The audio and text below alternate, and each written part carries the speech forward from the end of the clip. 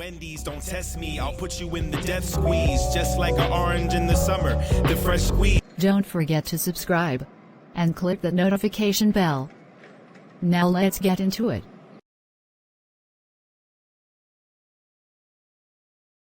Vladimir the Wolf Volkov, 35, Russian male, with a total of 427 confirmed assassinations. This man is the highest paid, hardest to catch, most vicious assassin alive. And he went rogue over a year ago when Russia denounced him as a citizen. He works solo on every black web mission, it doesn't matter how many marks he has to target. He'll get them all without breaking a sweat, even if it means getting the mark through torturing very young family members and loved ones. Billy was unsure what to do. She pulls up her phone to see if he's still wanted in the United States, or became an ally. He's still wanted dead or alive, and the black web shows he's also on the prowl for the Red J. Not only is he wanted, but he's here for the Red J. If he doesn't belong to any organization, what does he want it for? To overturn the agency again, and more than likely to commit a hostile takeover. So let me get this right. He overturns the agency, then takes it over. That's right. Does that mean we work for him? No, it means we have to go underground until we take back control of the agency. Or what? They kill us. Then we need to get to him first. If we get close enough, Jonathan, we're going to have to take him out. This will be without an order. So we may end up in deep trouble. It's his life or all of ours. He has to go. I don't think any of us should die because he doesn't work well with others. We're in this together. Yes, we are. Hold on to your butt. This is going to be a wild mission. I think you're over-exaggerating. Just mark my words, we'll discuss it in a week. If we're alive. What? Billy and Jonathan exits the plane, then terminal, but keeping a close eye on Volkov. He calls over a taxi, and off he went. Billy didn't want to be seen in a government vehicle, so she flashes her badge and commandeers the taxi. Racing down the highway trying to keep up, Billy gets an eyesight and slows to a normal speed. Where do you think he's heading? His hideout, hopefully. We'll be able to set up cameras nearby to keep an eye on him. Are we going to take him out first, then find the Red J? No, we're going to do them both simultaneously. If we allow him to linger too long, he's going to notice us. After he gets to his hideout, we may have 72 hours before we start to look familiar to him, so that's our time frame. 7 hours after Billy and Jonathan located Volkov's hideout, they were able to secretly place 6 high-tech cameras that will catch every angle of his apartment, plus heat sensors that will alert them at the slightest movement. Jonathan made sure he was able to get confirmation to set him as a target. Billy followed Volkov to see what places he frequents.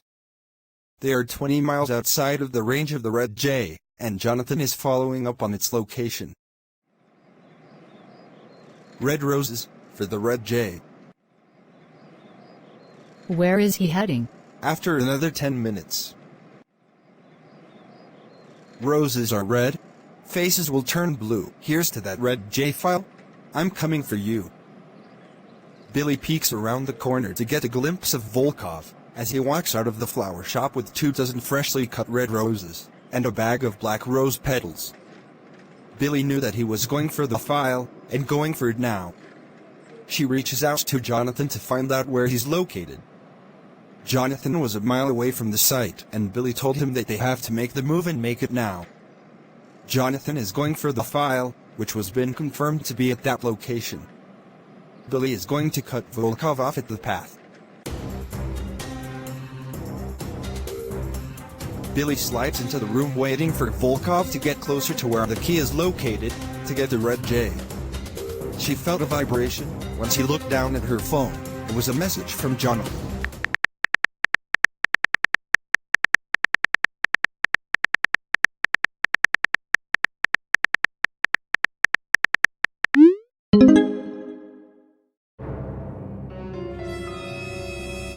Now that Billy knows the Red J is safe, she clears her mind to make the wolf her level up mark. As soon as he sat down, Billy reveals herself once she knew that both of his hands were locked onto a lever, on each side of the throne, By the time he lifts his hand up, Billy attacks. Well played. Before the wolf could inhale, Billy lounges and has her way with him. With blood all over her hands, she exits the castle from the front entrance, making her way to the airport to meet up with Jonathan.